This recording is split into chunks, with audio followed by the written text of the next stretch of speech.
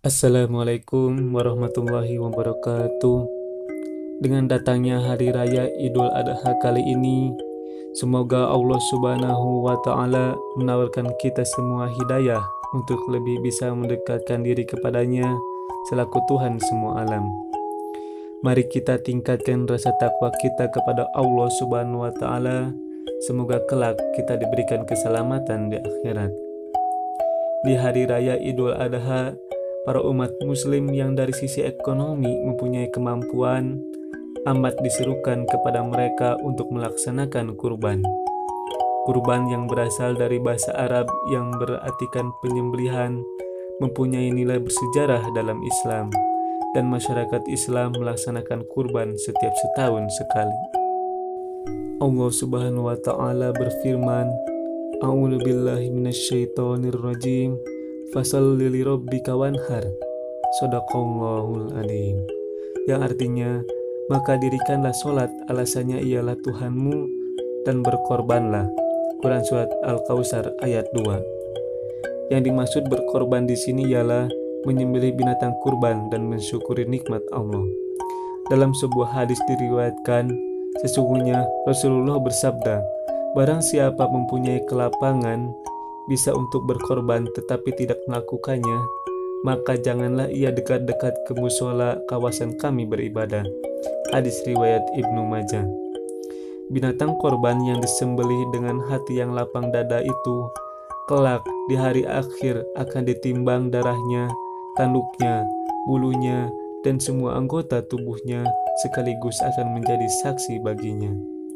Rasulullah Shallallahu Alaihi Wasallam bersabda yang artinya, sembelihlah korban dan senangkanlah hatimu. Sesungguhnya seorang muslim yang menghadapkan hewan-hewan sembelihnya ke kiblat, maka darah binatang itu, tanduknya, dan bulunya semuanya merupakan kebajikan yang akan ditimbang pada hari kiamat. Dalam sejarah Islam, sebagaimana diterangkan dalam Al-Quran, terdapat dua insiden dilakukannya ritual kurban, yaitu oleh Habil dan Qabil putra Nabi Adam alaihissalam, serta pada dikala Nabi Ibrahim akan mengorbankan Nabi Ismail atas perintah Allah Subhanahu wa Ta'ala. Kisah Habil dan Qabil dikisahkan pada Al-Quran surat Al-Maidah ayat 27, yang artinya, ceritakanlah kepada mereka kisah kedua putra Adam, Habil dan Qabil berdasarkan yang sebenarnya. Ketika keduanya mempersembahkan korban, maka diterima dari salah seorang dari mereka berdua Habil dan tidak diterima dari yang lain Qabil. Ia berkata, Qabil, aku niscaya membunuhmu. Berkata Habil, sesungguhnya Allah hanya mendapatkan korban dari orang-orang yang bertakwa. Quran surat Al-Maidah ayat 27. Kisah Nabi Ibrahim dan Ismail diterangkan dalam Al-Quran. Allah memberi perintah melalui mimpi kepada Nabi Ibrahim untuk mempersembahkan Ismail. Diceritakan dalam Al-Quran bahwa Ibrahim dan Ismail mematuhi perintah tersebut dan sempurna dikala Ismail akan disembelih. Allah kemudian menggantinya dengan seekor domba. Allah Subhanahu wa Ta'ala berfirman dalam surat As-Saffat ayat 102-107, yang artinya, maka tatkala anak itu hingga pada umur sanggup berusaha gotong royong Ibrahim berkata, hai anakku, sesungguhnya saya melihat dalam mimpi bahwa saya menyembelihmu. Maka fikirkanlah apa pendapatmu. Ia menjawab, hai bapakku, kerjakanlah apa yang diperintahkan kepadamu. Insya Allah kau akan mendapatiku termasuk orang-orang yang sabar. Tatkala keduanya telah berserah diri dan Ibrahim membaringkan anaknya atas pelipisnya, nyatalah kesabaran keduanya, dan kami panggillah dia, hai Ibrahim, sesungguhnya kau telah membenarkan mimpi itu. Sesungguhnya demikianlah kami memberi akhir kepada orang-orang yang berbuat baik.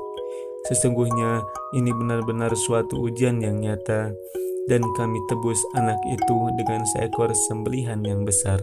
Quran surat As-Saffat ayat 102-107. Dalam menyembelih binatang kurban itu mengandung dua aspek perwujudan. Yang pertama, aspek uhudiyah atau peribadatan. berbakti dan mendekatkan diri kepada Tuhan sesuai dengan asal kata korban itu berasal dari kata koroba, yang artinya mendekatkan diri kepada Allah. Sebagai imbangan pendekatan itu, maka Allah bersahabat pula kepada orang yang berkurban, dan Tuhan akan melipat gandakan pahalanya di alam abadi kelak. Yang kedua, aspek kemasyarakatan. Karena dengan melaksanakan kurban dan membagi-bagikan daging sembelihan itu, akan berkembanglah pendekatan sesama umat manusia, di mana kaum muslimin yang sedang hidup dalam garis kemiskinan, yang selama hidupnya tidak pernah makan daging sapi, sekarang ia mencicipi bagaimana nikmatnya makan daging sapi. Dengan jalan ini, insya Allah akan terciptalah kemurnian sosial dalam masyarakat. Maka dari itu, apabila kita diberikan rizki lebih oleh Allah Subhanahu wa Ta'ala, jangan lupa disisihkan untuk membeli binatang untuk disembelih pada hari raya Idul Adha. Demikian yang saya sampaikan, semoga bermanfaat. Kurang lebihnya mohon maaf. Wassalamualaikum warahmatullahi wabarakatuh.